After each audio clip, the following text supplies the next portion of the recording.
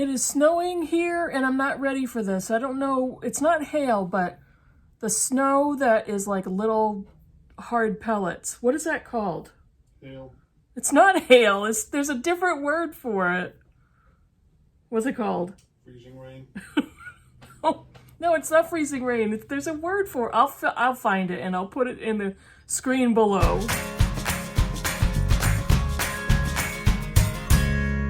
Hey BookTube, it's Kim at Middle of the Book March, and this is my Bookish Week for Saturday, November 20th, 2021.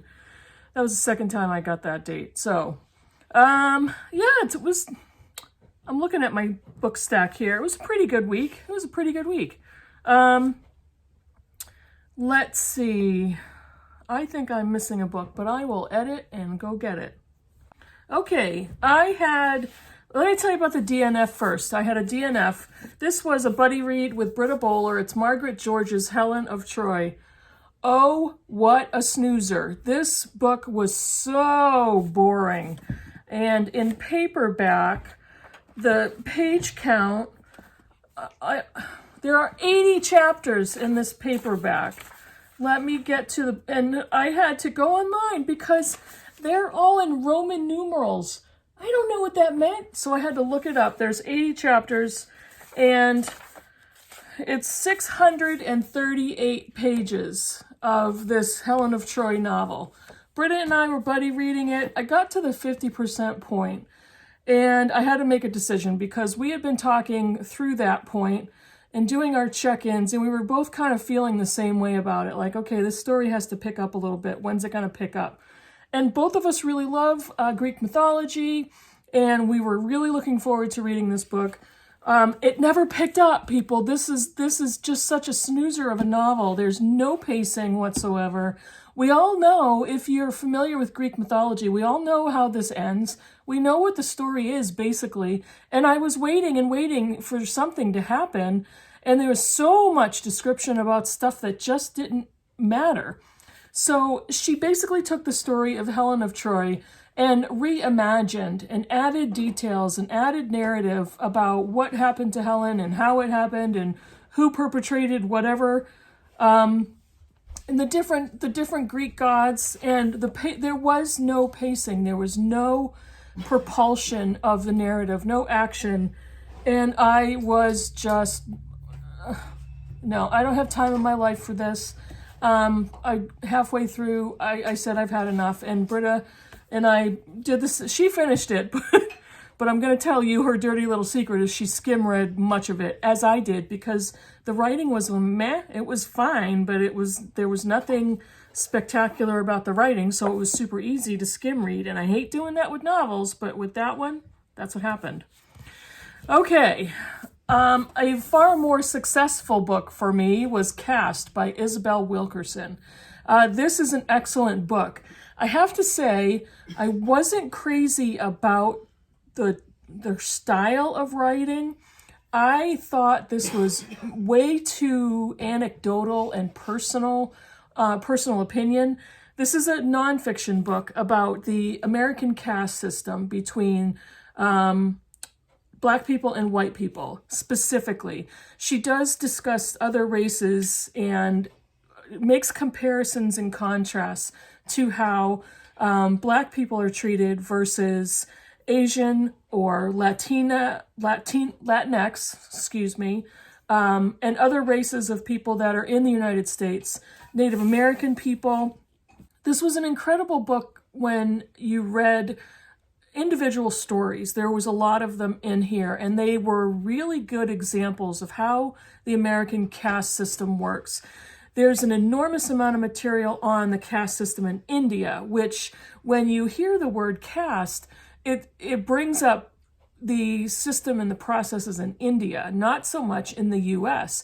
And I think that's one of the most incredible things about the book, is pointing out we have a very similar system here.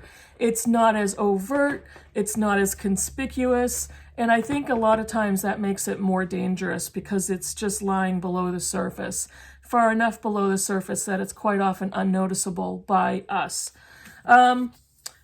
I I was surprised a little bit, maybe slightly disappointed that I didn't love this as strongly as a lot of other readers have, but it's an excellent book. And I actually think this should be read in schools because it's easy to read, it's easy to digest, and it has some excellent points of history and of personal experiences. So I thought this was a great book to read. Very glad I finally finished it. I was hoping to get this done in November, and I did. Okay, this one was another buddy read, but it was with Heidi from My Reading Life, and we read The Feather Thief by Kirk Wallace Johnson. Oh, this book. Now, I read Seabiscuit last year, the beginning of, I don't remember, I think it was last year. And at the time I said, what do I have? I have no interest in horse racing. Why would I read that book? And I thought it was an incredible book. It was 5 stars, one of my favorites from last year. This one, why would I want to read this book? I have no interest in fly tying because that's the majority topic in The Feather Thief is fly tying.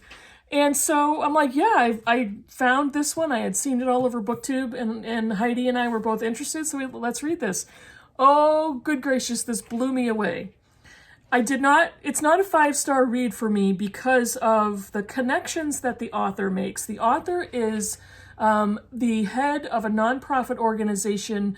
He was working in Iraq to try to rebuild the country, was traumatically injured, not in war, but he was traumatically injured and could have died from his injuries. And then he discusses his experiences in Iraq, and I think he did that trying to make connections to the content of the story of The Feather Thief, and it just didn't work. It kind of flattened out. So that was kind of I think the only reason why the book kind of went down, in my opinion. However, this story is absolutely incredible. The subtitle is Beauty, Obsession, and the Natural History Heist of the Century.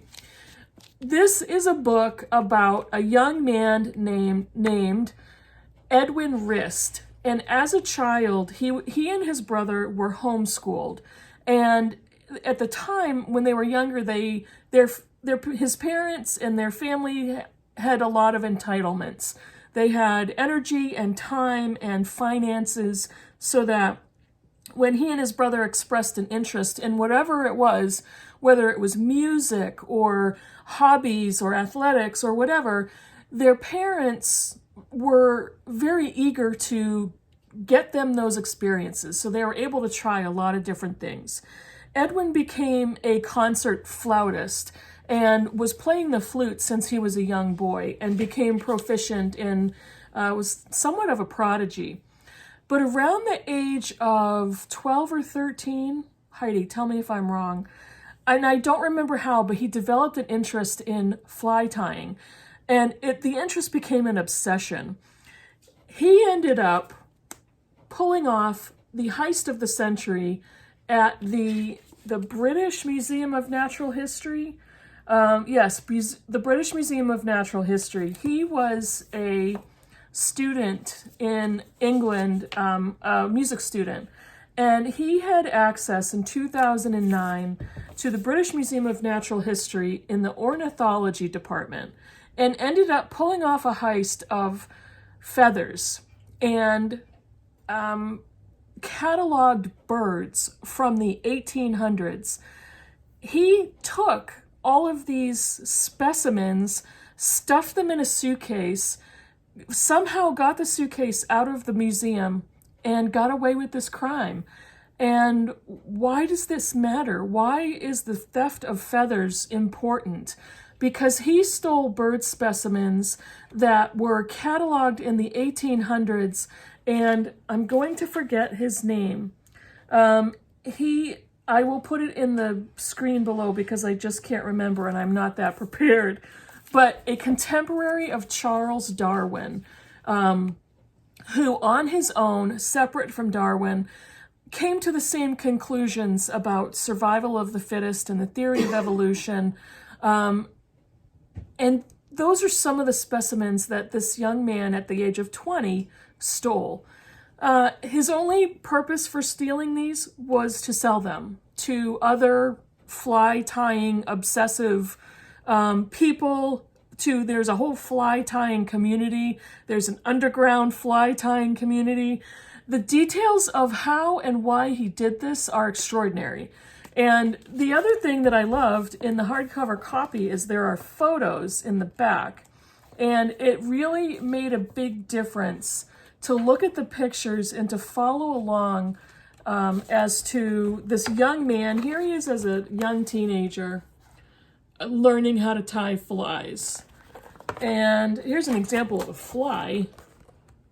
If any of you are fishermen or fly tying enthusiasts, you'll know what I'm talking about. Some of the birds that were stolen.